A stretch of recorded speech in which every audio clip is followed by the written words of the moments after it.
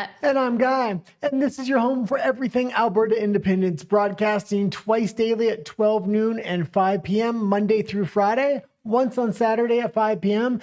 And we usually have interviews dispersed throughout the week. Yes, the next one will be tomorrow with Culture Casino. If anybody out there knows who he is, he's a frequent panelist on WDW Pro, but also knows quite a bit about American, Canadian politics and the culture war as well. So that was a very interesting conversation to see and talk about Alberta independence from an American perspective. Yeah, absolutely. And we have some big changes coming to the show. We're going to just broadcast once a day at 5 p.m. Next week is a transition week where we can build all the assets, gain all the music, because it's going to be a reformatting of the show. Hopefully it's going to be a lot better once we're done reformatting it. We got a lot of new sections, a lot of new things we're adding into the show. After we reformat it and we start broadcasting once a day at 5 p.m., we're going to expand back out until noon on certain days, but the noon show will be a completely different format than the 5 p.m. show. It's just going to take us a little bit of time to kind of retool everything. But it's also to give us more of a chance to start doing the edited videos, for example, where we can take one of the topics that is being discussed or asked about a question with regards to Alberta independence, like the CPP, like the passport, like what's going to happen to, I don't know, national parks, etc., and kind of expand it into a 10-minute informational video about, oh, this is what's going to happen, especially now that Keith Wilson will be bringing out a lot of the white papers and a lot of the information. Maybe we can try to condense it into a video format as well. Exactly. But before we start, thank you so much for joining us today. Please don't forget to subscribe. It really does help us out. Also, we try to read all your comments live after each segment. However, if you really, really want to and feel so inclined, you can always super chat us and we'll for sure read those messages. Yeah, and we have memberships. Let's get into some comments. Oh, we don't have any comments today. That's why I was trying to expand it out. Let's get into breaking news if we can. And I put a couple things into breaking news today. Okay. Extra, extra, read all about it. Extra, extra, read all about it. And starting with from, CBC Watcher saying, quote, "It's clear that in BC, Carolyn Findlay isn't just running against the NDP, she's also up against the CBC. CBC's coverage of her leadership win was telling. Ian Hanomansing opened with the framing of a polarizing voice on the national. Mira Baines, as in their first story, repeated the NDP attack lines while adding descriptors like narrow win, right-wing populist, alienating, divided caucus, while repeatedly emphasizing polarizing." Yeah, and I haven't been a fan of any of the Conservatives within British Columbia. The only politician I've really liked in British Columbia is Dallas Brody. I think she is non-compromising in her Conservative values, and that's kind of what's bringing the Conservative Party back right. Matter of fact, she used to be part of the Conservative Party before they kicked her out because they didn't like her policies. A couple of years later, now they're adopting all of our policies, claiming it's theirs. They're also still in the slogan from Alberta Independence, which is faith, family, freedom. We're going to see that in this clip here. She's just trying to skin suit Dallas Brody and a lot of the Alberta Independence movement's core values and try to say these are conservative values nationwide, but they weren't just a few months ago. And we also have to remember one other thing about these conservatives in British Columbia. They claim one thing and then they walk another and they do another. At their most recent debates, they all said, no, we're not in favor of land claims. We want to protect private property. Then at the very next debate, how did they open up the debate? They did it with a land acknowledgement. So not one of them stood up then and said, no, we don't want to do this. A veteran of federal politics is now leading British Columbia's official opposition. Carrie Lynn Findlay won the BC Conservative leadership this weekend. Some say she's bringing a polarizing voice to provincial politics. And as Mira Bain shows us, it could signal a major shift in BC's political landscape. It's a win that could make or break the BC Conservative Party. Faith, family, and freedom. That's what it's all about. Carrie Lynn Findlay is the provincial. And there it is. Faith, family, and freedom. That's what it's all about. They're skin suiting a lot of the core values because they know that's what plays well with the working class. And again, she's basically stolen Dallas Brody's platform after they kicked her out of the party. It's absolutely ridiculous. We showed her reading right off the teleprompter. She has no authenticity when it comes to her, and it comes across when she speaks. Party's new leader, and she's championing a right-wing populist message. The veteran federal politician won narrowly on the fourth ballot, taking 51% of the vote, campaigning hard for resource development. province will become strong. Good paying jobs, modern infrastructure, resource wealth, and opportunity that has been blocked by the NDP. The night of celebration transitioned Sunday into their first caucus meeting. Party unity, despite rumors of deep divisions. Well, are you staying? Finley's polarizing brand of politics has already alienated some, including this MLA who was kicked out of caucus last fall. Well, I don't see this as a big tent party any longer. This campaign was an ugly campaign, in my opinion. This UBC political scientist points out if the BC Conservatives focus on the economy, they have a better chance in the next election. I think she'll have a number of affinities with Danielle Smith in Alberta. And clearly, Mark Carney is willing to work with anybody who is willing to work with him. The Conservative. And again, it's this skin suit. She'll work well with Danielle Smith. They're trying to compare her to Danielle Smith. Danielle Smith is walking a tightrope and will do whatever it takes to stay in power. We see this with the Alberta independence movement. Dallas Brody should be the leader of British Columbia. And if Conservatives ever wake up there, they'll start voting for BC1. Popularity surged in the last election after then-leader John Rustad forged an alliance with centre-right party BC United, formerly the BC Liberals. Some inside the governing BC NDP are taking aim at Finley. With this outcome, I think we've really seen the pro-Trump extreme right wing of the party firmly take control of the Conservative Party of British Columbia. Still, Finley is facing hurdles, holding together a divided caucus, finding an MLA to step aside, and winning that seat so she can have a voice in the legislature. Nora Baines, CBC News. And again, finding an MLA to step aside so she can run. Sounds like Pierre Poilievre again there to me. This is absolutely ridiculous. Conservatives just liberalize themselves more and more and more, and then take a hard conservative tone right before an election and then never implement those policies or never implement that change. I want real change. This is why I'm for Alberta independence. And in British Columbia, I would only be for somebody like Dallas Brody because it's somebody with a backbone that doesn't compromise on her first principles. But also, isn't it crazy that now in all of Canada, particularly obviously in BC, her very milquetoast positions have been painted as a right-wing populist uprising of the Conservative Party. It's insane that that's how far the Overton window has shifted and how just regular run-of-the-mill conservative principles that before used to be basically classical liberal positions are now painted as right-wing extremism that's taking over the Conservative Party. Yeah, private property rights. I mean, I would not be confident that the Conservatives within British Columbia are going to protect private property rights. That was their main platform issue, and they know it's a popular platform issue, but they're the ones that helped vote it in and stayed silent over the last few years, and that's how we got DRIPA laws. That's how the NDP was able to implement this. They didn't do it on their own. They did it in a lot of cooperation through silence through the Conservatives. Mm-hmm. And through not making a bigger hubbub and deal about it, because again, they could have campaigned a lot stronger during the last time that they got the opportunity to, but that wasn't a thing that they were mentioning as much back then either. But also let's go to another milquetoast. Kirk Lubimov says, quote, a hug. Pierre Poilievre is coming to Alberta to campaign on what? Our message is that all of Canada needs to wrap its arms around Alberta and suffocate it like it has been. Let's ensure that every Albertan knows that Canada loves Alberta.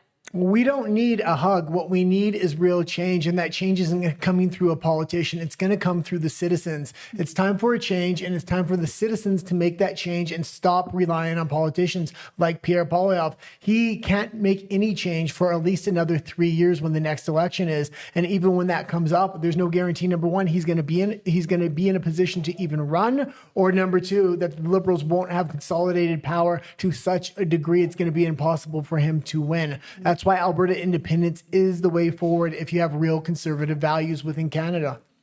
We will be back in my home province of Alberta to campaign for a united country. And our message is that all of Canada needs to wrap its arms around Alberta. Let's ensure that every Albertan knows that Canada loves Alberta, that Canada is Alberta, Alberta is Canada. We need to have a strong, united nation. We will be back. He does not It sounds know. like they want to choke Alberta more than they already have. He does no idea how he's going to campaign for this. He's supposedly going to come and stump on the ground against Alberta independence this summer. His riding is one of the most supportive ridings of Alberta independence. And if he's going to come with that messaging, hugs and kisses, are you out of your freaking mind, Mr. Poilievre? I mean, I don't know how he's going to hold his seat. He's going to have to find a new one at this point. But now let's go into your comments and then we'll go into Alberta Stay Free. Pete, hello, Pete, says, laptop joining from Caslow, BC. What's up, Alberta? Fantastic. Hopefully there in BC, you're far enough away from the craziness of the big cities. Todd says, okay, good idea, and says, went convoying in the rain yesterday. How did that go? Let us know.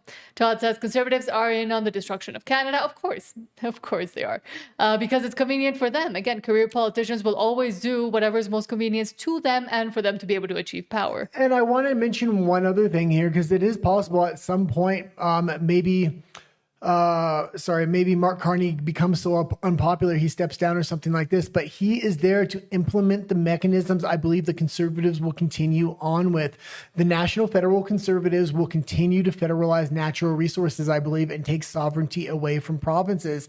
If they were to do that, it's going to come off as a popular policy, but it does not help the citizens in each individual province. And it also puts a huge hurdle for sovereignty or independence in front of any province that in the future wants an independence movement of its own. And again, let's not forget that anytime one party institutes more of a power grasp, the other party isn't going to really want to let go of that power that was already granted to them. It's very rare that you get any kind of politician or government itself wanting to take power away from itself. Usually they just quietly continue to use the mechanisms placed there by others before them. Yeah, the Sovereign Wealth Fund is one of them, the 30 by 30 program. I could see Poilievre getting into power and using that Sovereign Wealth Fund as a way to store wealth from provinces from natural resources like a lot of other countries do, meaning they're going to layer mechanism on top of mechanism to federalize natural resources. Todd says, oh, she stole our slogan, and says that's the Alberta Independence slogan, faith, family, freedom, what a crook. Yeah, and Restore Britain has a very similar slogan within Britain as well, but she straight up stole the slogan and now she's claiming it as her own. And you know they're going to pass that around to every other Conservative across Canada. It's a slogan that works, and it's more than just a slogan for Alberta independence, but for somebody like Finlay in BC, that's all it really is. Mm-hmm. Todd also says, get Trump out of your mouth, you dumb, scared NDPer. Says NDP fearmonger, another one. Pete says, this guy's always following Todd. Sure. And then Todd says, too late, PP. How come we didn't unite 100 years ago, asshat? Sorry, I had to use that language, but it's true because I fully agree with Todd there. And Todd also says, Pierre Poilievre shows up around here and will walk around with the sign I had to campaign for him on a stick upside down. Well, keep it and maybe do that. It would send a very interesting message, I will say. It's not going to be good for Poilievre if he comes to the ground in Alberta. And I mean, it's becoming very obvious. He's probably made 4 or 5 statements since he said he's going to stump on the ground against Alberta independence. And they were very confused messaging. Danielle Smith is much better at walking that tightrope, and although she's a federalist, and I don't like her stance at this point, and I think she needs to leave, especially after watching the Jason Levine interview with Bruce Party. I'm 100% convinced she has to go at this point, and probably before October 19th. Mark Delisle says, hello, Nan Guy. Hello, says listening from Hinton, Alberta. Thank you so much. And hello over there in Hilton. Free Alberta from Commie says, smash the like. Oh, yes, we always try to get to 100 likes per stream. It really helps spread out the stream and get it more visible to more and more people. Belaine Sitter says, US needs someone to make their pharma. Canada could make the elbow shots. They're already trying. Nobody's buying them. They already spent who knows how much billions of dollars trying to bring up the facility and make up the facility within Canada. And then they realized there was a worthless investment because nobody's really using them anymore. Well, I don't know if it's a worthless investment. We have to be honest about this. The globalists are trying to wait Trump out right now. And if somebody like a Gavin Newsom gets in there, you're going to see that facility become very important to them. They've signed over their rights to the WHO very recently. The WHO is struggling to even stay alive. But when you're signing your sovereignty away to 3-letter agencies on an international basis because you don't want responsibility to your own voters, it's a scary thing that's happening within Canada. I think we're covering that story later today as well. And Troglodyte says, we're going to have to be careful with this one, says, what's up, Freedom Ninjas? Hello. Thank you for being here. Roland Halleck, hello, says, got to build a wall around Alberta and stop all money from now going east. Yeah, absolutely. Because they'll try. Believe me, they'll try. Pete says, what a crock of DUNG, Pierre. Who's the biggest Albertan pretender, Pierre or Mark? all of them, both of them, I would say. And I would even add Danielle Smith onto that list. I think she has her eyes on a national position at this point, and she's thinking the most snaky way out is to have a referendum that's non-binding. By the time the binding referendum comes out, that she'll be long gone. And she's also set the playing field to say there's a court case that has to be resolved before she can call that binding referendum. She's trying to stretch this thing out. We need to shorten the timeline here. I highly recommend, I know this is the second time I said it in a couple minutes, but the Bruce Party interview on Jason Levine today on his live show was absolutely fantastic. They talked specifically about why Danielle Smith is against Alberta independence and what the game plan needs to be going forward if we actually want a binding referendum. And Charlie White says, even if they don't mean it, getting more exposure for faith, family, freedom is a good thing. And I guess, yeah, for the notion and the idea of maybe bringing that back and why it's important, sure. But again, if she's just stealing slogans, then I don't agree with that. They also want to confuse the slogan probably, because when we start using faith, family, and freedom on t-shirts, they want people to think, oh, you're supporting national conservatives here. No, we're supporting Alberta independence here. Mm-hmm. Speaking of supporting Alberta independence, let's go to Alberta. Stay free.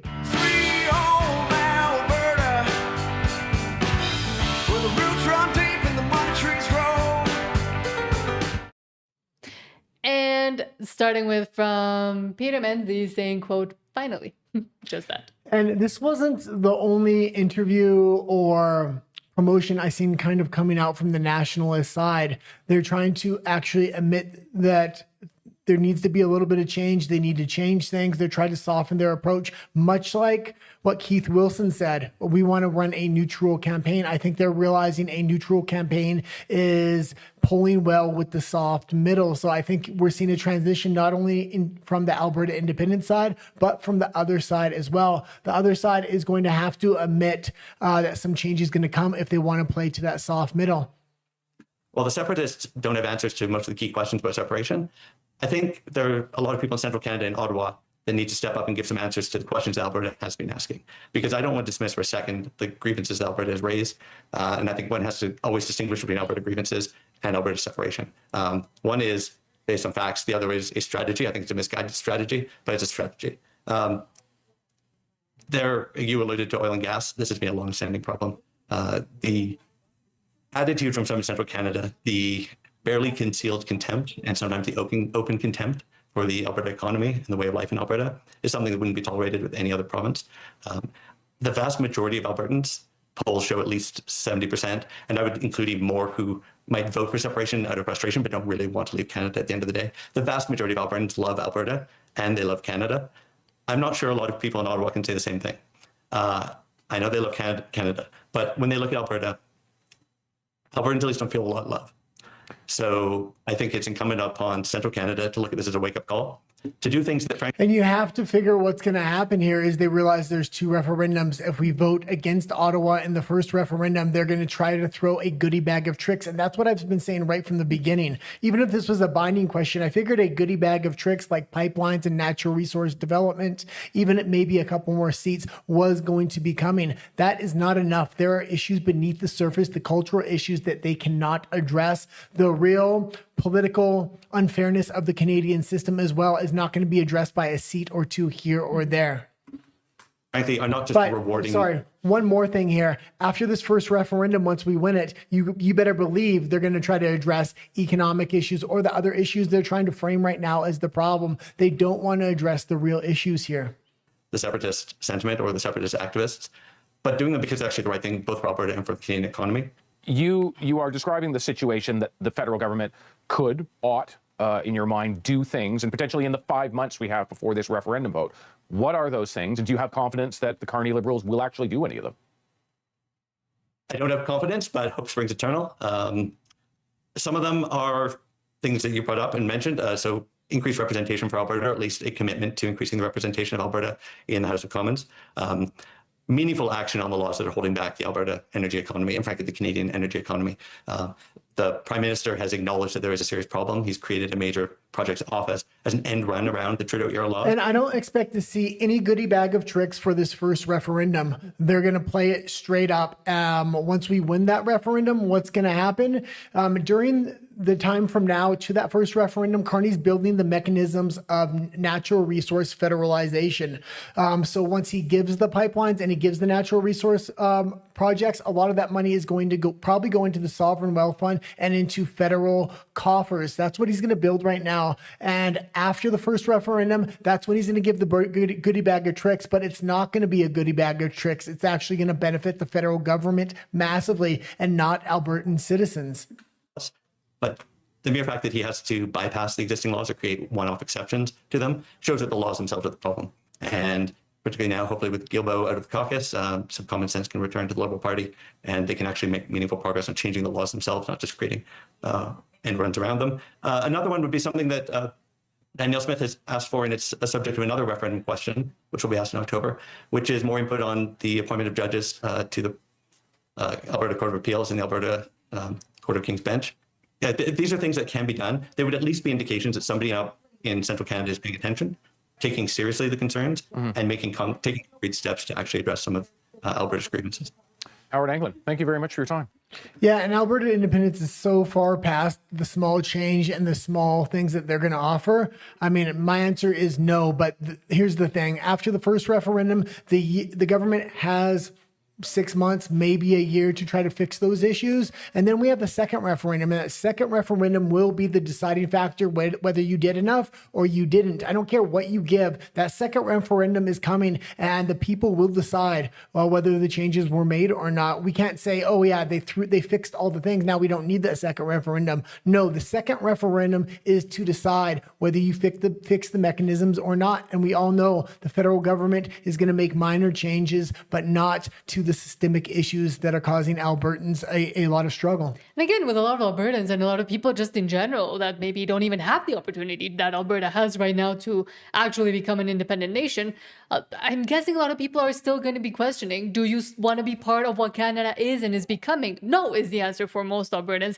and for everybody that wants independence is it goes beyond just the representation. It goes beyond just the economics. It even might go beyond just the cultural stuff, but it's the miasma of all of it and saying, no, we don't want to be part of Canada because we don't want to be in Canada anymore. Well, Canada is not the Canada that we and many people still think they live in. Well, and I think it goes farther than that. I think we need to be looking around the world as well. We don't want to be part of these bigger systems in these bigger countries. We want control over our politicians, our judiciary, and all those things, because that's what gives us ultimate control. Right now, people look at the Canadian federal government or Canadian politics, and 66% of them say, no, I don't think I can affect any kind of change with a vote.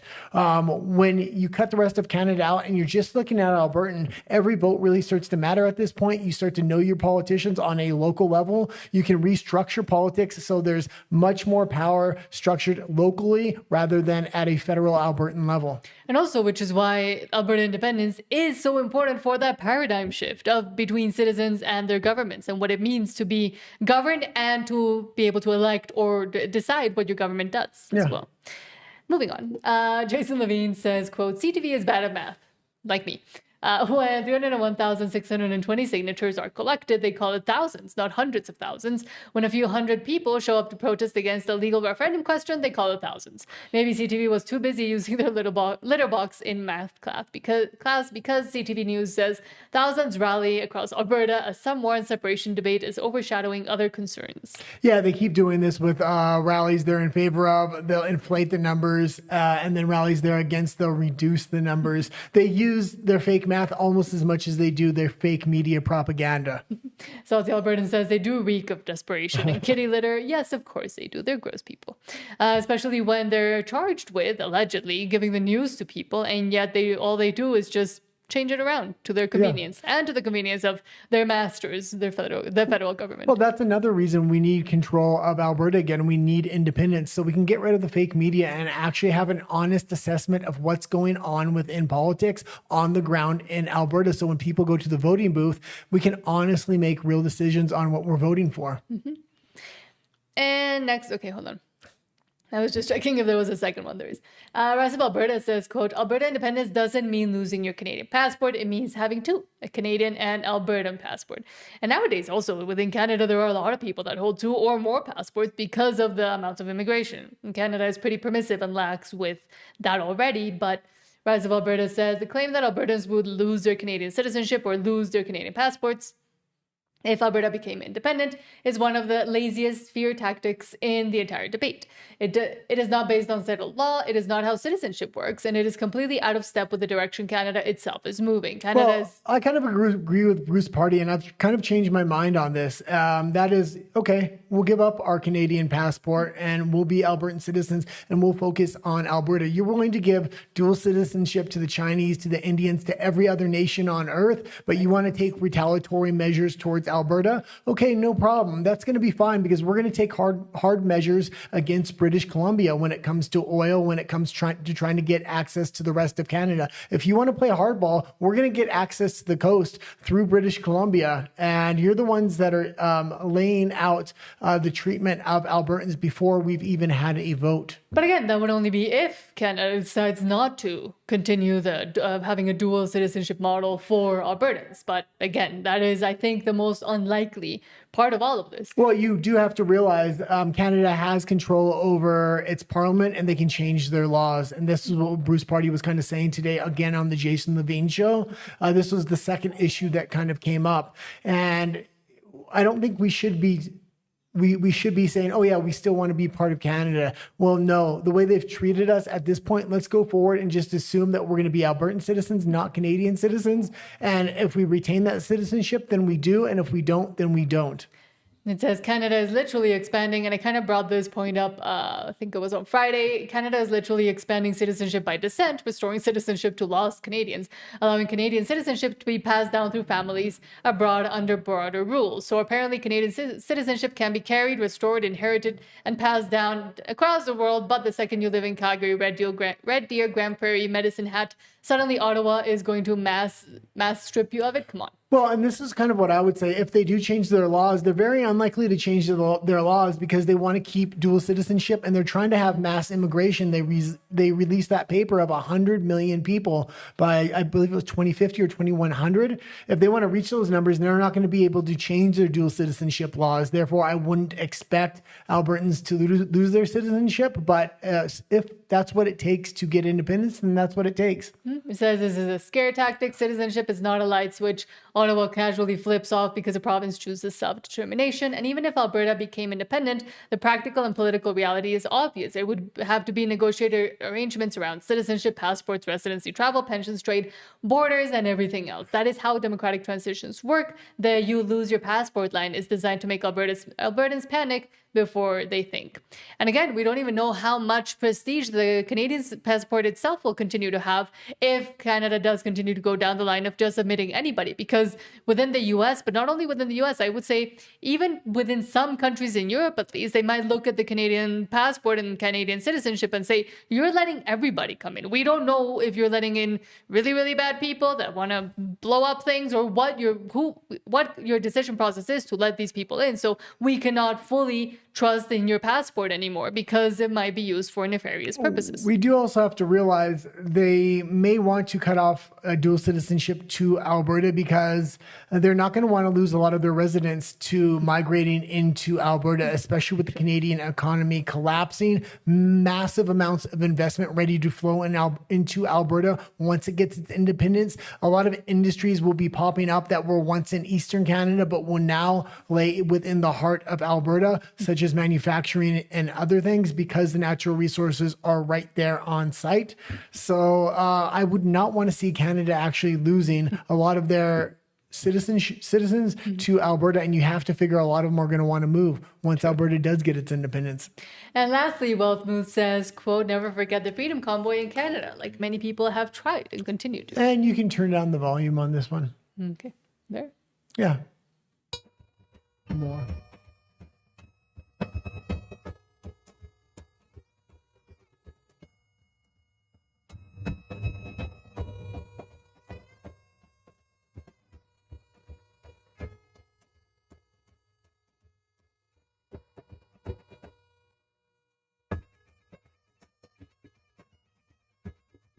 And just pause it for a second. You see all the Canadian flags. That was the last time Canada was patriotic, but it was patriotic in the opposite way. That flag now represents national socialism to a lot of people. And this is what the Canadian government wants to try to do, is rally Canadian patriotism. I just don't think they're going to be able to do it. We're the ones that have this sentiment with the Albertan flag right now.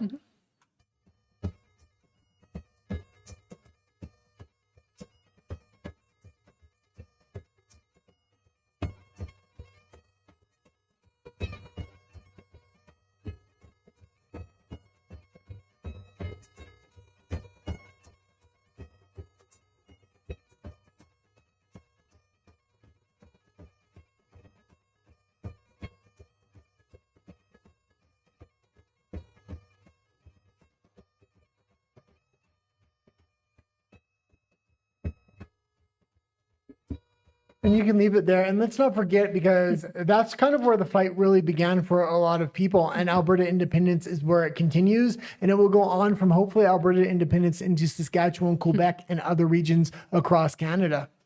And towards continued common sense as well. But speaking of that, let's go to your comments. And again, speaking of, Todd says our convoy clogged Red Deer yesterday. So again, it's still going. We can't keep trying to stay in a group and start just dispersing and concentrating on driving around normal. There's too many of us now, and they're going too slow.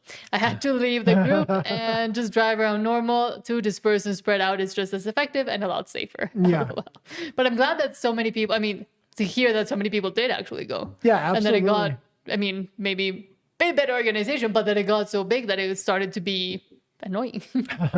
Todd says, hold on. Todd says if we start causing traffic problems, they're going to try and shut us down. That is true. They're going to try anything they can at this point. But again, and prescient point, let's remember the Freedom Convoy and how all of those convoys were done. We all know. We've all been there. Well, and having people on overpasses on the side of the road when these convoys come through too is just as good as being in the convoy. So if you're in local areas where these convoys are going to pass through, come out, wave the flag. It's important. It's a good visualization. Often when people are in the cars, it's one thing. It's another thing when you see a human being standing on the side of the road with a flag. Todd also says, meet at a certain point, disperse and drive around wherever for 1.5 hours, and meet again in a different location with another big parking lot. Pete says, sounds like if I ever get back to Cowtown, I need to do lunch in Red Deer. Todd also, hold on. Pete also says, spent a night in a real bed for the first time in 11 nights, hot shower, laundry, hot breakfast, because Pete is doing the bicycle riding, right? Yeah. So it's rejuvenated. Was it bicycle or motorcycle? Well, that's what I call them. Motorcycle riding. Motorcycle, Sorry. Pete says, talk to Americans from Idaho, Washington, California, Oregon, all want to talk Alberta. Good. Fantastic. And that's people. great to hear. And we've been noticing, as well as a lot of other shows that I've been noticing in their comments, a lot more Americans are getting behind this. Yeah. This is the biggest cause for freedom and the biggest freedom cause in recent memory since the Freedom Convoy. Todd also says, I met a couple from Wyoming in the Rockies the other day. I just gave them climbing talk, no Alberta independence, but I did tell them I'm looking to move to their climbing area possibly soon, if no Alberta independence, I'm guessing. But again, keep having those conversations, and especially with people outside of Alberta and Canada, because they're the ones that will need to know as well to continue support, even when censorship come, or even when XYZ. They try XYZ things. And Portofino says PP sounds like Jean Chrétien. Yeah, he's so irrelevant right now, and what he's spewing is going to absolutely fracture his base. What he's spewing is the only way to make a change is through a politician, not through actual citizens. And that's completely the opposite of the way it should be. Now, in the way of Canada, I guess it is, because the way things are set up now. And I do kind of agree with this with Roland Halleck. Says close military bases in Alberta or make them Alberta military only. Yeah. That's kind of what, and speaking of, Mike from Freedom Honey, his interview came out yesterday, and we do talk quite a bit about, he's a veteran, and we talk about the military and what current military members are also saying to him that they may not be able to say out loud fully, but saying, yeah, it is an issue with the Canadian military having tampons in men's bathrooms, for example, where their priorities lie. Yeah, recruiting foreign spies into the Canadian military and giving them citizenship from China, India, and a bunch of other countries. And not only making them soldiers, but making them officers and putting them in leadership roles specifically. And William Rebel says, sorry, a little late. That's okay. Says, did you have a chance to see Bruce Party with Jason and Paul's Coffee and Tea show this morning? The guy did. It was absolutely phenomenal. And our next post in Alberta Politics, why don't we go to that? Because that's going to bring up this conversation that they really had. And my mind is starting to get changed here. And I'll bring up the one big talking point that he did talk about. And that is, even if we go through this whole referendum and we have a binding question, even if we vote for independence, say 75% within the new legislation that they made, the UCP gets to have the final say. So even if we have a binding question, 70%, the UCP can say, no, we're not going to go with that decision. And that's a real concern. That means we have to take over the UCP at this point. And this is what Mitch Sylvester has been saying. It becomes more crucial than ever. And if we wait to start acting on that, what you're going to see is Danielle Smith start to consolidate power within the UCP. That's exactly what she's doing now. Her polling numbers for an ousting or for a leadership review are now going down and down and down, which is not a good thing, especially because we need to control the UCP. Even if we get a binding question, even if we win that binding question, there's still one more mechanism they've now created, which is the UCP can just deny it. So should we go to Alberta Politics? Yeah, let's go to Alberta Politics. Okay. He doesn't discuss federal politics. He only concerns himself with Alberta's independence. And starting with from Jeff Rath says, quote, breaking news, under the UCP constitution, a leadership review of Danielle Smith is mandatory in 2026. The only question is whether we do it in August by SGM to save Alberta from Danielle Smith, Mark Carney, net zero carbon tax MOU, or do we do it in November after she has successfully screwed us on the referendum to have a referendum? Yeah, and I was always in favor of November, but I don't know, after listening to Bruce Party today, he made a lot of good arguments and why Danielle Smith is not on her side. She's not trying to walk a line, and we'll never get independence as long as she's heading the UCP. The big problem with having the leadership review now is I don't think we can oust her. So I think after November is going to be our best opportunity to really pressure her. That brings up another problem for us, and she's going to be consolidating power with inside of the UCP from between now and then. And under the guidelines, it says, under the Constitution, it says 3.1 leadership review. A leadership review will be held 3.1.1 at 1 out of every 3 AGMs of the party, which must be years where an election date is not fixed by an election act or blah, blah, blah. But it says 2027 would be the third AGM after 2024. However, 2027 is the fixed date of the general election. So the party has to hold it in 2026 or risk breaking its governance rules. And the people that want to run in 2027 for MLAs and things like that need to put their names in now in order to be eligible for that. So there are groups working behind the scenes on that right now, but we need to make sure we have people that are very pro-independence that take over those MLA seats and basically take over the UCP. That has to be the long-term vision here. Moving on. And yeah, once again, I would just say the Bruce Party interview on Jason Levine, if you haven't watched it, the new one that was just aired today on his live show was very, very insightful. I'm sure we'll continue to talk about it later today as well. But from the food professor says, quote, a company doesn't issue 3 press releases in a single week unless it's feeling pressure. That's why Tim Hortons appears concerned about Dunkin's return to Canada. Yeah, and although I would prefer Dunkin' Donuts over Tim Hortons is now internationally owned, and the way they've not only hired migrants, but lobbied the government to keep the inflow of workers coming in so they can have 30% of their wages subsidized. I would say support local coffee shops and local businesses, not Dunkin' Donuts and not Tim Hortons. Coming to Montreal. But will loyalties lie with Tim Hortons? Sylvain Charlebois is with the Faculties of Management and Agriculture at Dalhousie. He joins us now. Hello, Sylvain. Hello. So Dunkin's has been in Canada before. Why come back? What's the market like? It's interesting. So Dunkin' Donuts actually left Canada in 2018 and almost in disgrace. The brand was not valuable.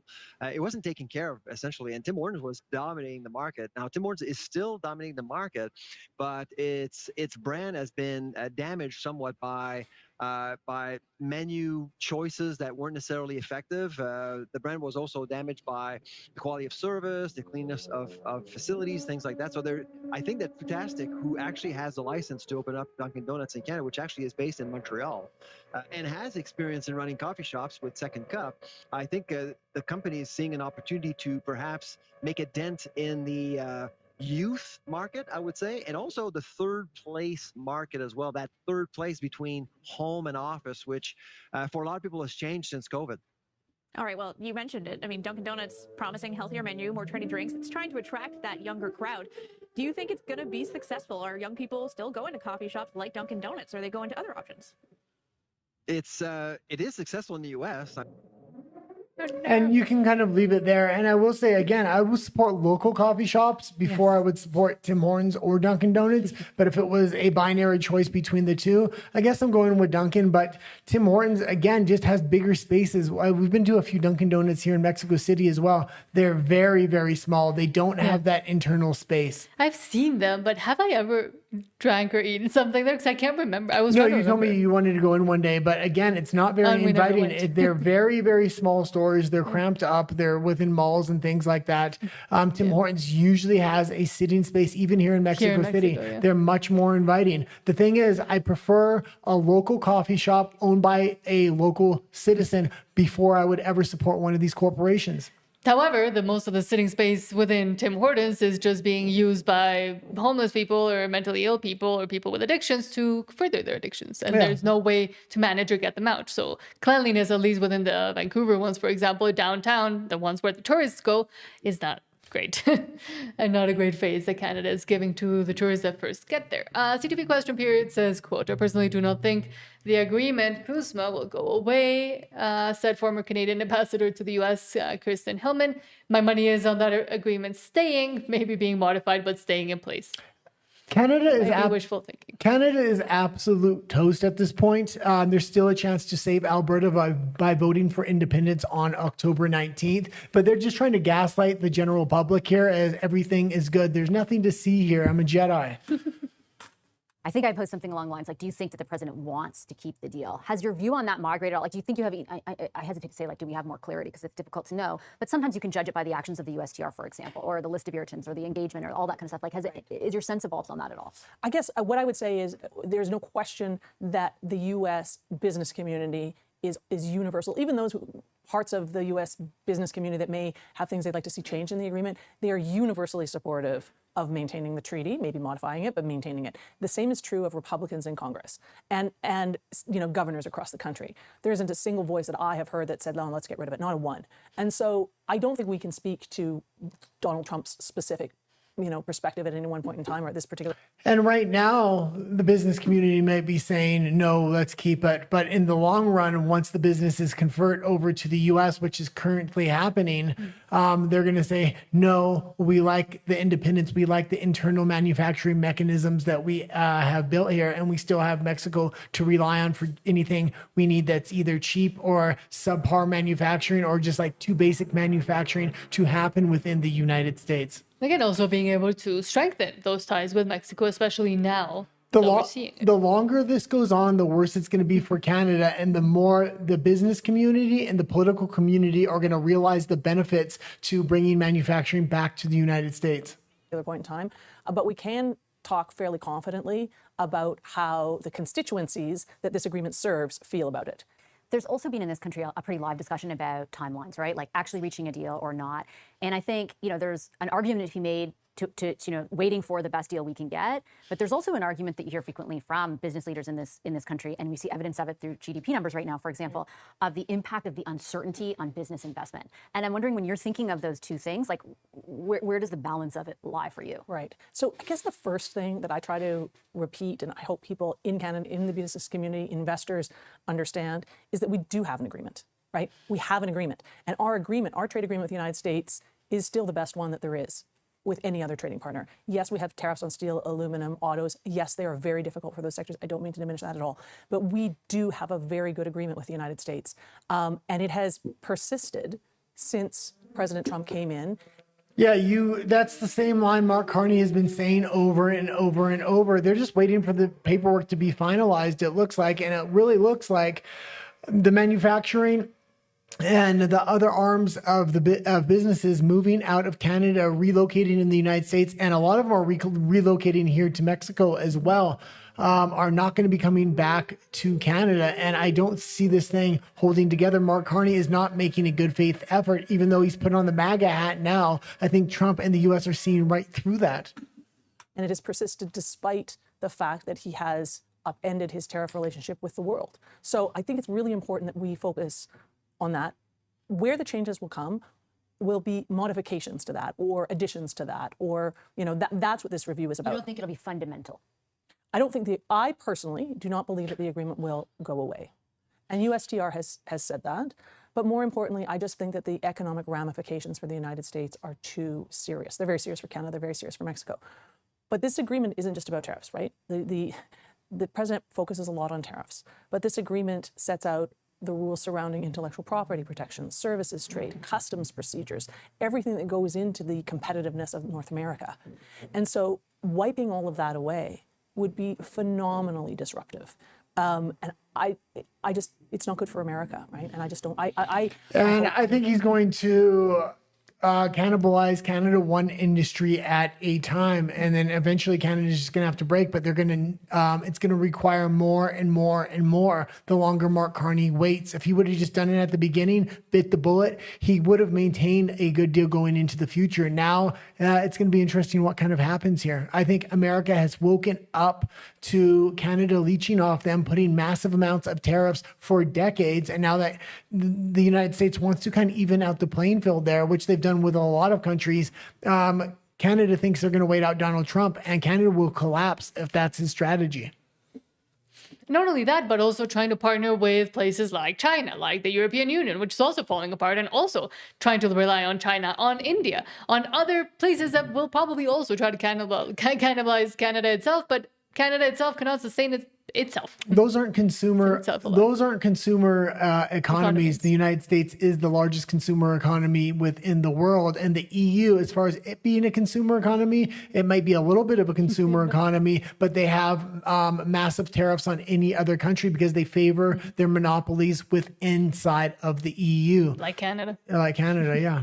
But now let's go into your comments and then into Alberta personalities. Pete says, go Alberta, go. Go as fast as you can. Go vote as well. Hold on, where were we? Pete says, no, hold on. That one's, sorry. Todd says, some people like climbing limestone as it doesn't polish, as easily as the rock maybe. I used to boulder, not rock climb, because I'm scared of heights, but I'm not scared of going side to side. And that's actually a bit harder, I think, than going up. Is trying to stay stuck to a rock. Todd says, the same people that voted for equalization to stop are voting for Alberta independence now. Sorry, Jason, not sorry, bud. And Todd says, bringing the independence vote to 70% at least. Yeah. Yeah. Todd says, 70% yes, leave this socialist s-hole. Sean, hello, Sean, says, I don't know why I find it funny how Nat says Vancouver, BC is exactly like a Canadian. It's enduring. How do people say Vancouver? What? Say Vancouver. Vancouver. Okay. I think just people from Vancouver call it like that. Say that way. Pete says the U.S. has some privileges in Cold Lake, but don't expect their presence to exceed that in the immediate future. Yeah, no, I'm also a little concerned with what Mark Carney is thinking. 50+1 isn't a clear majority at this point. And if we do hit 70% or 65%, is that going to be the standard he's going to try to hold us for the secondary referendum? Because that would be absolutely ridiculous. Yvette DeVos, hello, says Carolyn Findlay, big win. Moose on the Loose just proved the power of independent social media. I completely, but to elect her. I completely disagree. I think it's not independent social media. I think a lot of the people that were backing Findlay were told to by the Conservative Party of Canada. She's a skin suit of what Dallas Brody actually is. And the Conservative Party kicked Dallas Brody out because she held the exact same views. 2 years later, they're trying to put on that skin suit. I don't trust her as far as I can throw her. Every time she gave a statement, it was reading off a teleprompter. She didn't seem authentic, or she really believed in those values. I don't think she's going to be willing to enact change. I think she's willing to run on change change in order to get elected. I don't see her as a real conservative there. I don't see a lot of national conservatives attached with the Conservative Party as real conservatives. They're compromising their values and liberalizing themselves. And a good example, I always bring it up, is them constantly doing the land acknowledgements. Literally, when they're asked the question, they say, no, I'm against land acknowledgements. I would never do that. And then they do it the very next debate. It's absolutely sickening to me. It's the same thing as, oh, we're going to enact change. Then you get into office and nothing happens there. I thought you were going to keep going. I like to give you a big shot when you're talking. But yes, with Carrie Lynn Findlay, again, I think it's more of the same. And it just goes to prove the way conservatives will continue to function, apparently, within not just BC or Alberta, but within all of Canada.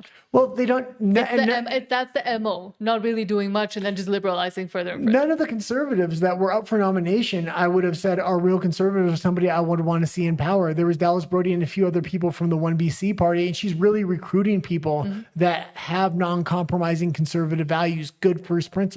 That's what I want to see. I don't want to see compromised first principles. And just saying things to say them. Yeah. Roland Halleck says, just say no. But I mean, it's better than an NDP, I guess. But I mean, how much? It's definitely better than NDP and other things like that. But I don't like it. Roland Halleck says, just say no to the EU and WHO and the WHO. Sorry, not in WHO. And the WHO and get out of the freaky climate crap. Yeah. Yeah, exactly. And I can believe Jason Kenney was bringing up the talking point during the debate with Keith Wilson is you're going to have to renegotiate terms with NATO and a lot of these other international organizations like the WHO. We want to be done with that. We don't have to renegotiate anything because automatically on day one, we're not going to have those relationships anymore. Luke Couture says, too many people are in offices and are trying to wedge themselves in Alberta's rights to decide their own future. Their opinions and posturing means nothing and hold no authority in Alberta. Yeah, that's what we're obviously hoping. But I mean, they're playing all kinds of shady tricks here now to extend this timeline out further and further and further. They're trying to say the Canadian federal government gets to have the final say on the question that we put on our ballot. Quebec has already passed Bill 99 saying, no, that's not the way it works. And they passed that decades ago. Alberta needs to do the same. Danielle Smith is not going to put a Bill 99 forward in Alberta, and that's a problem. Troglodyte says, long-lasting abusive relationships can never be renegotiated with any semblance of fairness. No, of course not. The imbalance of power has been there since Alberta existed. So Roland Halleck says, ban the monarchy, no king's protests, especially when Charlie comes. Well, and you have a federalist trying to negotiate with the Canadian Federalists to make a better deal, that being Danielle Smith with Mark Carney. What do you think a Federalist wants with your natural resources? To federalize those resources. And Roland Halleck says the USA offered a pipeline coast to coast, no problem, to HLL with BC. Exactly. Yeah, they've already approved multiple pipelines, and we've seen the articles because we played them on Friday's show that the Canadian media is trying to frame this as America and Canada need to reduce their regulations so we can get pipelines. No, America's already approved everything. It's Canada that needs to reduce the regulations and just start to dance because America is ready to dance, and that's why Alberta needs its independence. I want to dance. You don't know how to dance. Luke Couture says, Albertans, roll up your sleeves and get ready for a heavy opposition to your faith, family, and freedom dreams. And we've been saying that since basically the beginning. Like this, I don't think they've even ramped it up yet. Even a little bit. I don't know, man. After seeing Carrie Lynn Findlay try to steal the slogan of Alberta independence, faith, family, and freedom, I think the Conservatives are going to try to brand themselves as faith, family, and freedom and say they're the ones for those values, not Alberta independence. I got a strange feeling that's going to be their game plan here. Because it's such an effective slogan. We see other people adopting it around the world as well. Troglodyte says they have given passports to really bad people, FFS. Exactly. Palestine, open. Come to Canada. Alberta, no. No more passports for you. William Mobile says Alberta might be wary of permitting Canadians without ties to the province into the new nation. Hold on. But it might be wary. Yes, exactly. Like it should be Alberta who doesn't want to give or be very wary, as you mentioned, of letting other Canadians back in or into the province if they were initially very happy to be nationalists. Exactly. And this could be an issue as well because Canada maybe is trying to frame this as You're not going to be a Canadian citizen, and then they're going to want us to negotiate for that so that people can go back and forth, and they could absolutely flood Liberals into Alberta. That would be a strategy to take over Alberta, even as an independent nation. Then it would be subservient to Canada because it would be ruled by Liberal politicians. And Todd, oh, please do so. Todd says, I'm getting a job with Border Patrol if we get independence. When you get independence, you'll become a Border Patrol agent. And Charlotte says, that was a great interview with Mike. Thanks. Thank you. And yeah, and Todd also says Mike is awesome. And yes, he is. And he has been very supportive as well of us and of the show and very gracious with his time as well. And we were really glad to be able to hear more about his backstory because I didn't know a lot of it. And that is already up on the channel as well. Oh, I was going to, okay. Why don't you go into it? And then... Roland Halleck says, same as a transfer deal, we voted to stop it, and they did the opposite, as they always do. Charlotte says, it's funny seeing folks paint Smith as some strong separatist. I know. Kabuki Theater, just like how they paint PP as far-right boogeyman. Again, but that also goes to exemplify how far the Overton window has shifted within Canada and how insane of a place it is that these people are being labeled as they are far-right. There's that... I don't want to know what they would label me if they ever talked about me in the in the news and they knew my full opinions on everything. Luke Couture says, reference the military bases. I have no issues with the USA Air Force, Army, and armored units setting up on our bases. That would greatly benefit Alberta to build up its own forces and training. And again, it doesn't mean it doesn't mean there can't be or shouldn't be any cooperation, but I do think building a strong Alberta military itself is very important also for the future of society and children and what kind of values you're also bringing into the new country. And I would also be, I would be very hesitant about saying, yeah, Alberta wants to keep its Canadian passport, because what that's going to happen in negotiations is the Canadian federal government is going to say, okay, well, then Canadians, if they want to migrate to Alberta, automatically get citizenship. Mm-hmm. And that's a very dangerous thing. And that's going to be a mechanism to kind of take over Alberta and liberalize it if Alberta does get its independence. So if it takes us giving up our Canadian passport to get true independence and shut down certain mechanisms of control from the federal government, we have to be willing to do that. But now let's go into, and I don't think that would mean that they wouldn't let you back into Canada to visit your family. Like, I think that's where they're trying to get this fear mongering to stem from. That's ridiculous. Not going to happen. But now let's go into Alberta personalities. But they need to understand that Albertans are done. We're leaving, and there's no more conversation to be had. I know that's upsetting to people. And starting with, J-Gen Xer says, Canadian living in the U.S. just destroyed the quote-unquote Mark Carney is a world-class economist lie in under 3 minutes. She asks one question Carney's fan never answered. Oh, and I like her. If it is who I think I've never seen her before. Hold on. Hello, good morning. Canadian living in the United States. I found your comment fascinating. So, King Mob, one of the things that I like to do around here is I like to do a little bit of research before I speak. And today, I made you some notes. Okay, I would like to ask you one simple question. Are you ready? If Mark Carney is the economic genius that Canadians were promised, what has actually improved for the average Canadian since he took office? Housing is still not affordable. Groceries are still not affordable. Canadians are carrying record debt. And now Statistics Canada says that Canada has entered a technical recession after 2 consecutive quarters of economic contraction. Now, I don't know if you know what that means, so let me give it to you in plain English, okay? The economy is moving backwards instead of forwards. Businesses are investing less. Hiring has slowed down, wages are stagnant, and it has become harder and harder for ordinary Canadians to get ahead. Now, did you understand that part? Respectfully, it's a little hard to sit here and watch you and your friends in Canada act like Carney showed up out of nowhere to save the country. And you say, well, why is there less investments? Where are these businesses going? They're all going to the United States and Mexico. The only ones that aren't are the natural resource sector, and that is contracting because of the overregulation. And now there would be a lot of investment within the resource sector, and that's one thing that could support all of Canada, but the amount of regulation that's already been built up is preventing that. I see the most likely investor for natural resource projects in the future is going to be the Canadian federal government, under a communist-style regime. He didn't. Before he became prime minister, he was the economic advisor to Justin Trudeau's government. So when you guys are like, give him time, how much time does the man need? How much time? Because he wasn't just watching from the sidelines. He was already helping shape economic policy in the previous government. And I would also like to help you remember something, okay? Being a respected banker is not the same thing as improving the lives of ordinary people. The only scorecard that matters is this, okay? Are you ready? Are Canadians better off? Can they afford a home? Can they afford groceries? Are wages keeping up? And you can leave it there.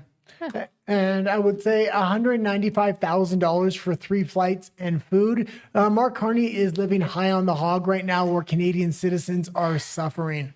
And I also really kind of want to do a... And all of his investments, over 90% of his investments are in the U.S. Yes. And the Canadian economy is hollowing out to where? The U.S. right now.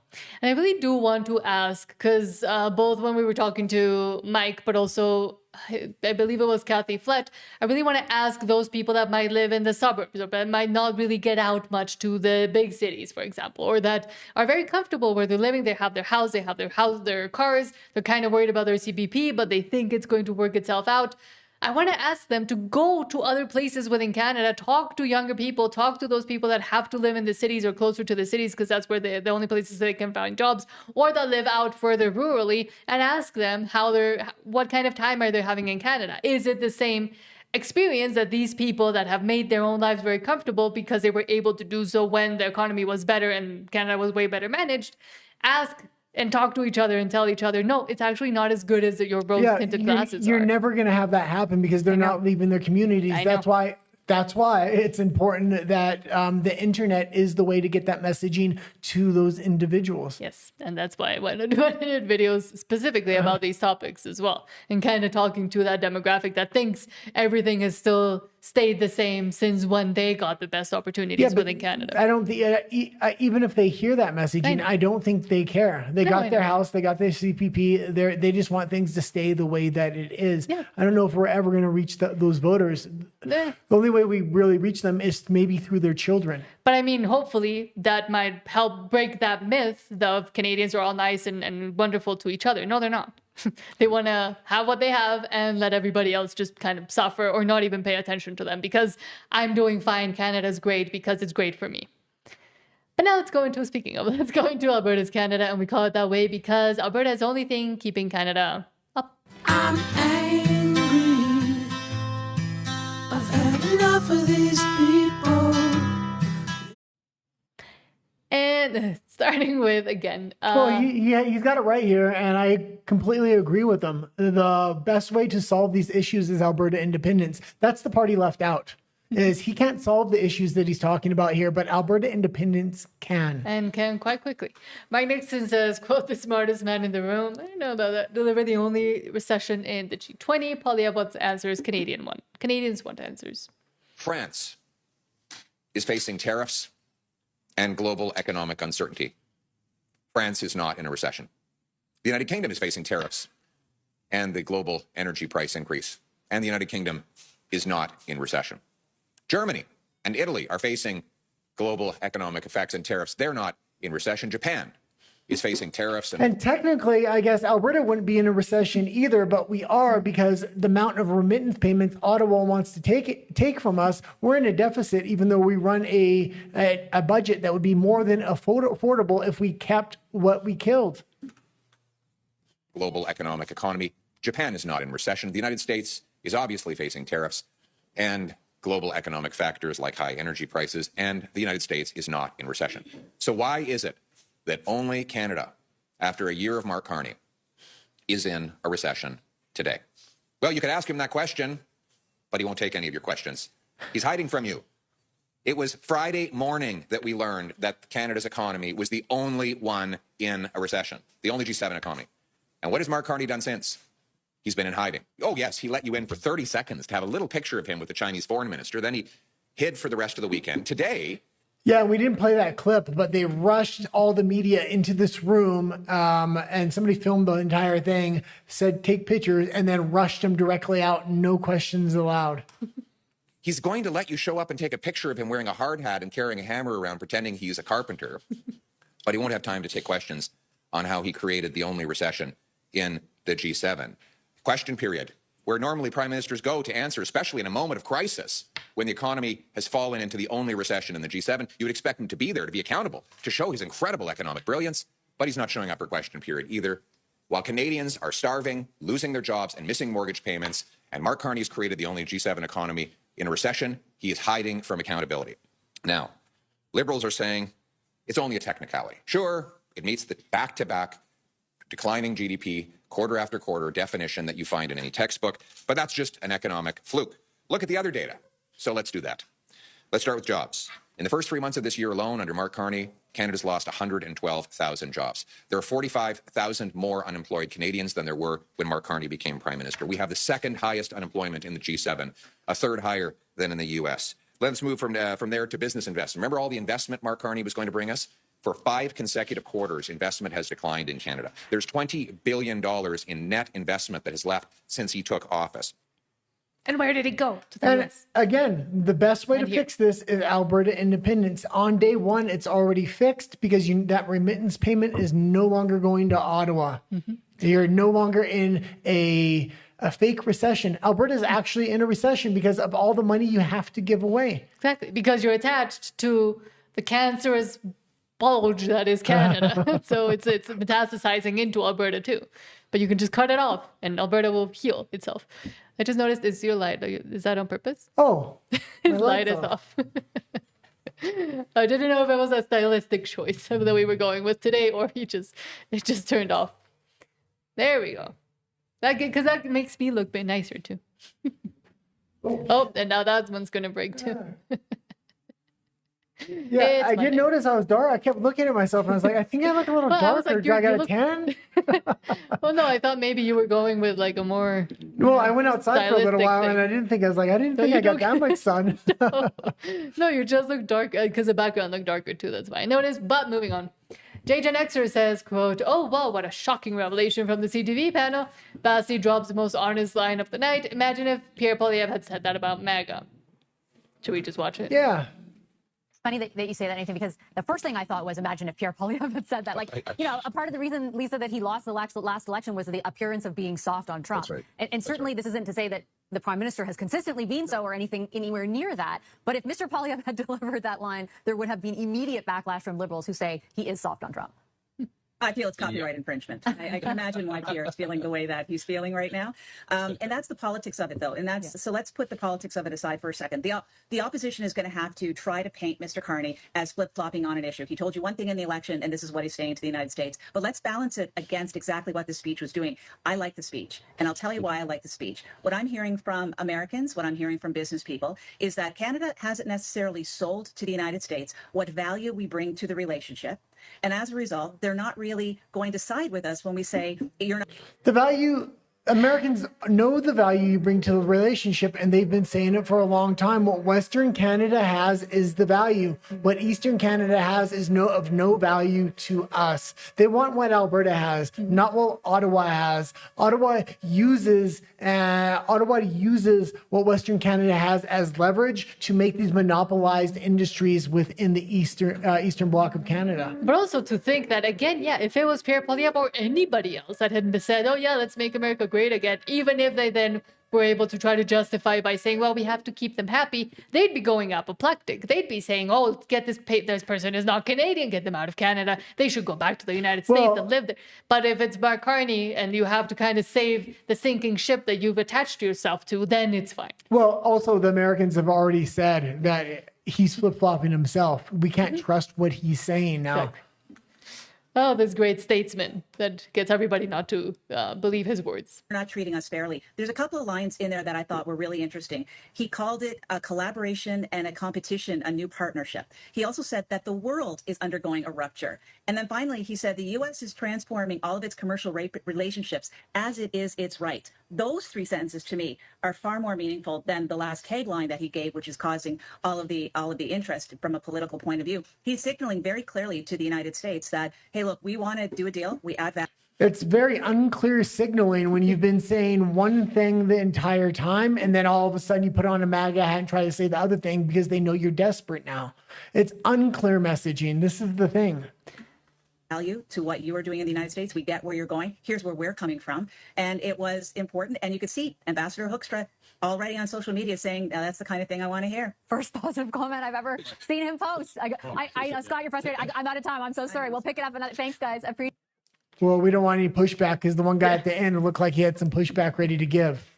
And I mean, essentially what the U.S. said to Mark Carney was kneel. And he kneeled and then got on his elbows. Yeah, but elbows down. He still hasn't, because he's giving mixed messages. He went to that speech, and then he's given other statements and other speeches, and he meets with the ambassador of China, and shaking his hand and everything else. And he's deepening relations with China when America said specifically they want the opposite. You can't give this mixed messaging and expect to get a deal overnight. This is not how it's going to work. But Canadians can be very proud. In Alberta, get it as fast as you can. The food processor, no. The food professor says we're hearing Ottawa may allow more South American beef into Canada. Great news for consumers looking for more choice and potential lower prices. I mean, that's not good on competition, but it's also not good on, and I don't know if they even talk about this, but it's the first thing that came into my mind. South American beef right now is going through a bunch of pests. One of them called the hookworm that literally hooks into your skin. They go into it. That being said, it should not be cheaper to buy a cow from halfway across the world than it is to raise one in Canada and sell it within Canada. It's the over-regulation of all industries, not just the cattle industry, that is causing prices to drive themselves up within Canada. Deregulate the industry, and you will have beef that's cheaper to raise at home than halfway across the world and then ship over. So, I mean, you and I have talked over the years about, and the U.S. government has explored this as well, about getting into the processing side. And you said, listen, that's probably not going to work. That's probably not a great solution. But it feels like there's got to be more than one solution than opening up the market to cheap beef. At the same time, it would be good for Canadians to be able to afford beef, whether it's in their Big Mac or whether it's on their center of their plate. What I don't appreciate is Ottawa to have actually banged on our beef farmers forever with new regulations, more regulations, and more recently they attempted to actually increase the cost of traceability for the livestock industry while allowing more beef from abroad to come into the market. Untraced. Yeah, with maybe they're bringing in the screwworm or whatever those crazy things are, right? Like, so I do understand why beef farmers are frustrated. From beef, I mean, you and I have talked over the years about... And the monopolization of an industry is not the way to do it. You don't put tariffs on foreign beef. You take down regulations in your own country so you can manufacture beef at a competitive rate. Exactly. Sorry, I was wiping my eye. Okay, now let's go into your comments, and then we'll head into Alberta and the world, and then are you and Billy, and then we're done. Hold on, where were we? Pete says Vancouver. Yeah, exactly. Sean says Canada doesn't even have Krispy Kreme. Wait till they get Voodoo Donuts. Well, there's one Krispy Kreme, I think, in BC, but we used to drive way out there because she loves Krispy Kreme. And here they suck because they took away all the factory store ones. There's only like one factory store in all of Mexico, and the rest are just made and then shipped. And the Krispy Kreme is horrible, and I like the one with the very fluffy white cream in the middle. And that's the one donut they don't make here. I hate donuts with stuff inside. We're very different with our likes and dislikes. Sean says, I want to hear you guys do an Aztec land acknowledgement and discuss what the Aztecs did to other indigenous people on that land. Oh, I'd love to. Yeah. It would take a long time, though. Todd says, another milquetoast conservative. Exactly. And Sean one says... second. Sorry we do have some construction going on upstairs. I don't know if you guys have been able to hear the drilling or not, because we do have noise cancellation. So Sean says you can't negotiate with colonizers. No, neither would I want. Pete says my bike looks like sandblasted mud, because I'm guessing it's raining quite a bit. Sean says, I disagree, guy. Whatever vacuum left by the Laurentian elite will quickly be filled by the USA. Oh, what's he saying there? Vacuum. I don't remember what you were talking about when he. I can't remember either. But I'm guessing that But this is why we need to definitely not be the 51st state, why we need our own independence, and why we have to have regulations to kind of protect Alberta. 49% ownership should be the maximum amount of ownership from a foreign country. And the reason you need at least 49% ownership, 51% is the controlling stake. 49% ownership at least brings investment in, and we're going to need foreign investment to a certain degree. Certain countries we're not going to want foreign investment from. Sean says, this is not a good idea. It says, how about a North American citizenship like an EU for Alberta and other breakaway provinces, USA, Venezuela? No, that's a terrible idea. We've seen how badly that's worked for the EU already, and the type of controls that are able to be imposed upon citizens that didn't even vote for them. Pete says, if Canada gets out of the way, Blaine, we don't need them to build pipelines. And Pete says, the latest Canadian pipeline was originally being built by Kinder Morgan for free. Guilbeault and Trudeau ran them off. Yeah, that's true. True, yeah. Sean says, wrong, Nat. New Brunswick is doing super well. No. Pete says, scary analogy, unfortunately. One of the best ways for Alberta to build pipelines through the United States, make the U.S. your main trading partner, try to go around British Columbia and really box British Columbia in, and then foment an independence movement in British Columbia as well. So they get independence, and then you have direct access to the coast, and you have a trading partner that will work with you. William Robel says the current Canadian government and former Canadian government officials are delusional. Lucatur says, I wonder if Dunkin' Donuts set themselves up like an inviting internet coffee environment might help, a nice place to meet up and visit friends. And again, that is one of the points that was being raised about the third place thing. Yeah, but they don't. Like, the Dunkin' Donuts here are like bad imitations of the Tim Hortons even. They're just smaller. There's nowhere inviting to even sit down in there. They don't like Tim Hortons. If you go to even a Tim Hortons in the mall here in Mexico, it's freaking huge. It has a front, a back, and upstairs. Always sad to show that video. Oh yeah. It's insane. At least it's inviting, and you're going to have a lot of space. Roland Halleck says all Liberal governments have, again, just consume local, non-woke coffee shops though. The whistle stop, for example, although that was a bit out of the way. Roland Halleck says all Liberal governments have hate for Republicans and business going downhill when Libs are in power. Yeah, absolutely. And again, we have to be very conservative on how we're letting people into Alberta once we get our independence, because you're going to have a rush of Liberals coming from the rest of Canada that are fleeing economic disaster, and they're going to liberalize the voting bloc. And then you get a liberalized government, and then maybe you even turn to worse policies than Canada has. They're going to bring their voting habits with them.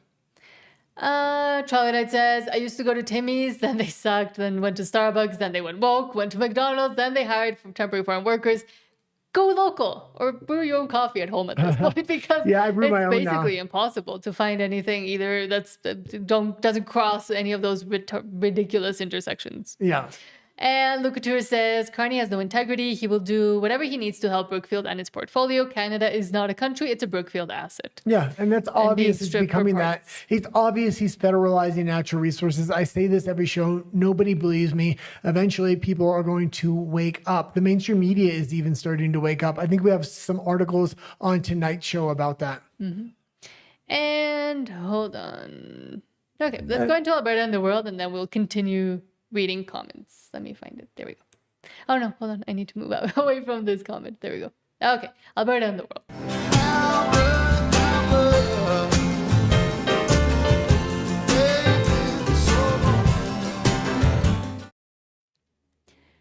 And Rebel News says, quote, Canada's Governor General quietly locks the country into the WHO expanded pandemic powers. And this is what I was saying about giving your sovereignty away. The WHO is almost going to go bankrupt. They're trying to wait Trump out. They're getting international funding at this point.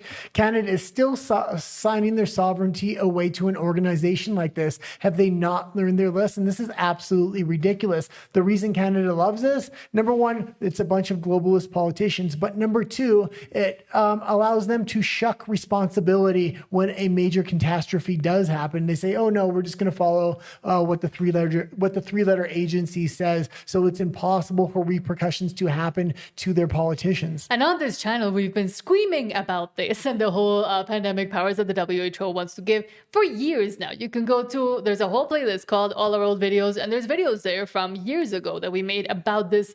Basically, this very exact same thing. And now we're still talking about it. Bill Gates is one of the World Health Organization's top donors, pouring billions into this organization. While he's called for virus war games every 5 years, Canada's top bureaucrats just locked us into this captured organization's radical new rules to make sure that that happens. The United States rejected this exact power grab last year, but Canada didn't even think twice. And now they've signed all of us up without even asking. Let's dig in. And you have your own health organizations within Canada. Make your own policy. Make your own policy that keeps sovereignty within the country. Nations who accept the new regulations are signing over their power in health emergencies to an unelected international organization that could order lockdowns, travel restrictions, or any other measures it sees fit. In fact, it doesn't even need to declare an emergency. Potential public health risks are enough for it to initiate action. While the United States is outright rejecting the pharmaceutical interest captured World Health Organization, here in Canada, our government just does what the globalists say. Earlier this month, Governor General Mary Simon authorized the Minister of Foreign Affairs, Anita Anand, to take the actions necessary to accept, on behalf of Canada, the amendments to the international health regulations that were adopted in Geneva, Switzerland on June 1st, 2024. This quiet release was done without parliamentary debate. There was no public consultation, just this order in council, cabinet making more decisions while Canadians are being left in the dark. This is sneaky, it's incremental, and it has sweeping implications. Okay, and you can leave it there. And now we know Canada no longer has control over its own health policies here. And this is why Alberta needs its independence. We've seen what happened the last time. Even if you do want to go down that path, you at least want your own officials to be the ones making those decisions, so you can hire or fire them if they make the wrong decisions. And we also continue to see them try to bring up new JB Jab eras and new excuses to start locking people down and making them wear masks and etc. They don't work as much now because most of us at least know and remember a little bit of what happened, but I'm guessing they're going to continue trying. Bill Gates has said he wants to continue trying. Let's go into the next. Okay. CBC Watcher says, quote, Biden National Security Advisor Sullivan with Ben Mulroney saying, quote, I think most of it because if you look at the American politics today, the Republican Party is not hostile to Canada. This is a simple business decision for the United States. They're going to realize what Trump is actually doing is working. They're going to stick to these policies even after he's gone. So to think you're going to get this magical deal if you can wait Trump out, you're going to collapse the economy between now and then. Well, no one would dispute that there are stark differences between your former boss and the current president of the United States. And some of those differences are vision, some of them are personality driven. How much of the change between Ottawa and Washington's relationship today would you attribute to personality? Honestly, I think most of it, because if you look at American politics today, the Republican Party is not hostile to Canada. The Democratic Party certainly is not hostile, the opposite to Canada. And the American people across the board see Canada in a positive light as a partner. So you basically have an unusual situation where you have a president of the United States who has this extremely aggressive stance on the relationship, up to and including these assertions about a 51st state. I don't think that reflects a deeper strain or current in the United States. So I think a lot of it is about personality. And I think we can't lose sight of that as we look out over the longer term. And it's about a bigger strategic vision, and it is working for the United States while all the other economies are collapsing. The United States seems to be rising. Their GDP is growing faster than China for the first time in decades. Yeah. Okay, let's go into the last story here. Because I was thinking about this one, but I wanted to say about this one. Peter St. Ong says Comrade Mamdani comes for the landlords. New York rents just hit $4,700 for a one-bedroom. Sound familiar? Canada, well, 50,000 units sit empty. And again, Mamdani is essentially just telling us and teaching us everything that can go wrong when you start implementing all of these ridiculous policies already being implemented in Canada anyways. Yeah, Canada is implementing this through legislation. Mamdani's trying to do it in a much more public way. Most of these policies, a lot of them are already implemented in Canada. Not all of them, but this is where they're headed, especially with what happened with the UNDRIP laws. Mm-hmm. New York's communist mayor is ready to seize the means of production, starting with those capitalist roaders, the landlords. And like Lenin and Trotsky, pre-ice pick Trotsky, Comrade Mamdani will not be handing the properties to the proletariat laboring under the chains of capitalism, but to the party in the form of New York City's empire of NGO nonprofits that do for America what the Bolsheviks did for Russia. Last week, Mayor Mamdani pledged a crackdown on bad landlords, saying the city will transfer ownership to, quote, responsible stewards, including community land trusts and nonprofit NGOs. He also announced a plan to blow $100 billion New York does not have on 200,000 units of public housing, while simultaneously canceling it by imposing rent control on even more private units. Now, New York City is already running a $12 billion deficit, so they're going to need a lot more taxes in case you're thinking of trading your Upper West Side condo above the dog therapist for some Miami heat.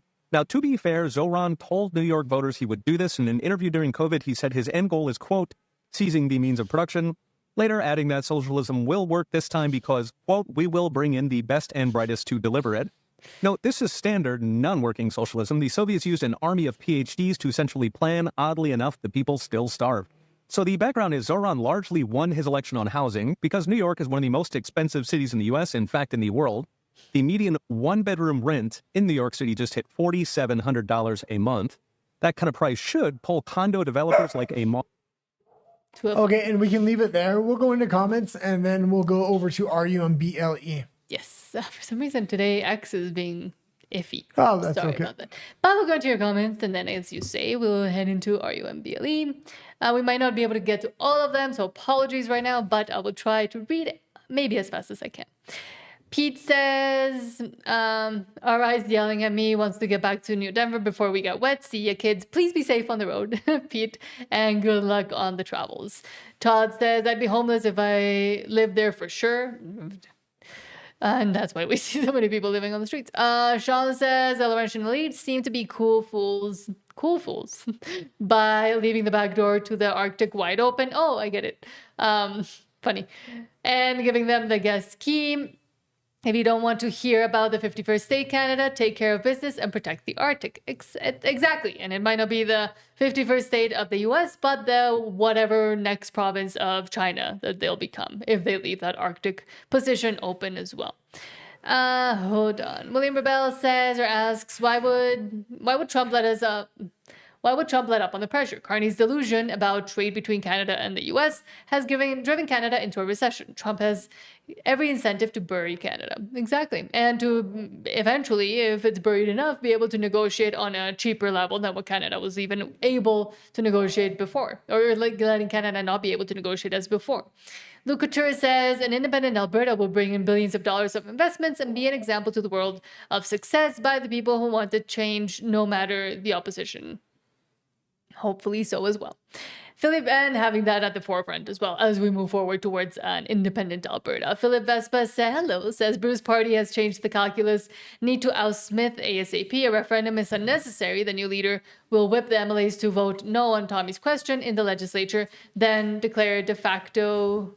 Exactly. And I'm guessing you will want to talk about this. Yeah, she needs to be gone, period. If you have not, I know there's there's two sides of this coin right now. After listening to Bruce Party on Jason Levine, she has to go. As long as she's in there, the longer it's going to take. She's working against us in every way, shape, or form. We have to take over the UCP. They now have new legislation saying even if we win a non-binding vote, the UCP will have the final say, meaning they can still say that we don't get independence if that's the case. That's why we need control over not only the UCP, but the leadership of the UCP. Joe Rush says, over 30, now over 50 watching and only 15 likes. Smash the likes, share, and subscribe. Cheers all. Thank you so much. And please do so as well. Did you just like it on your phone? No. Oh. But I already did in the beginning. Well done. Luke Couture says, no Canada-born Canadian can lose their citizenship no matter what the government says. And that's another good point as well. Blaine Sitter, hello, says, where will Canada get their take if Alberta leaves? Exactly. And that's why they're so panicked and worried. Mm-hmm. William Rebel says, maybe the U.S. could issue Albertans American passports. I mean, that could be another deal that they could settle. Sorry, the dog was chewing something. Well, and most of... a lot of Albertans, because the population has gone up, are not actually born in Alberta. So yeah, if you're born in another province, you're not going to lose your passport, period. Philip Vespa says, I'm telling everyone we can go the Catalunya route, but more successful. I dare the feds to arrest Keith, Mitch, Jeff, and others. They can't do it without a repeat of the convoy. And we were just talking about Jason Kenney on stage with What's-Her-Face Gerson, Jen Gerson, from The Line, brought up that, in Spain, in Catalunya, they actually arrested all the independence leaders. And even Jen was like, shh, we're live. You can't say this right now. And Kenney kind of backed down. Yeah, but maybe they're thinking about it. Maybe we'll bring that clip back up because I don't know how many people actually seen it. I think we played it on the morning show and the night show that day. Yeah. But yeah, Jason Kenney was basically alluding to arrest all the leaders of Alberta independence because that's how they solved it in Catalonia. Mm-hmm. He said that on stage. The host of that event literally said, you can't say that. We're live right now. She started panicking. Yeah. Thomas Muse says, it's so peaceful to live in the back roads. I really have a hard time to go into the cities anymore with all that craziness going on. Yes, but for example, you are thinking about independence and do see the issues. Imagine somebody that thinks nothing like that is going on in the cities and then says, well, these people are crazy. Why do they want to leave Canada? Canada's perfect. It's great for me. that's the issue I want to try to kind of tackle as well. Todd says Mark Nixon is in hard denial mode. I mean, I tend to agree with you, yes. Yeah, but he does report fairly on Alberta independence when he does report on it, and he's leaning that way. The problem is, man, he has a hard on for Poilievre, doesn't he? Like, it's just 3 years of non-possibility with Poilievre right now. Trollodyte says, I hate you, don't leave me. Yeah, literally, that's what's happening.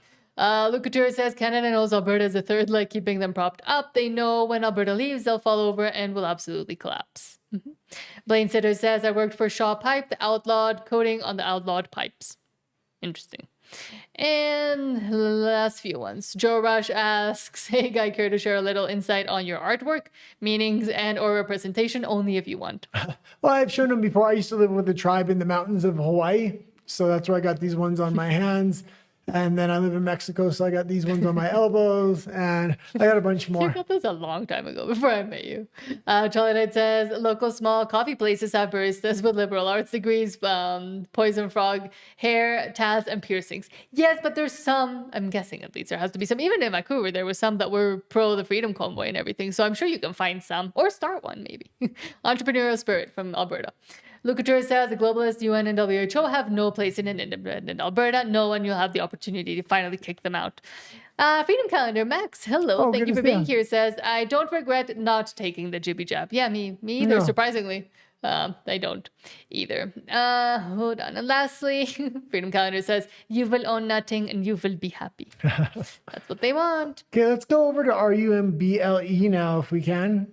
Is there any other ones I have to read? Sean says, Catalonia may be how this shows up with Exile in the USA. They do that. It guarantees Alberta independence. Okay, now we're heading over to RUMBLE. Thank you, Sean, and everybody else for all your comments. You can find us under that username. There's a 30-second wait screen, and then you will pop up over there. And we also have a show at 5 p.m. Let's get ready to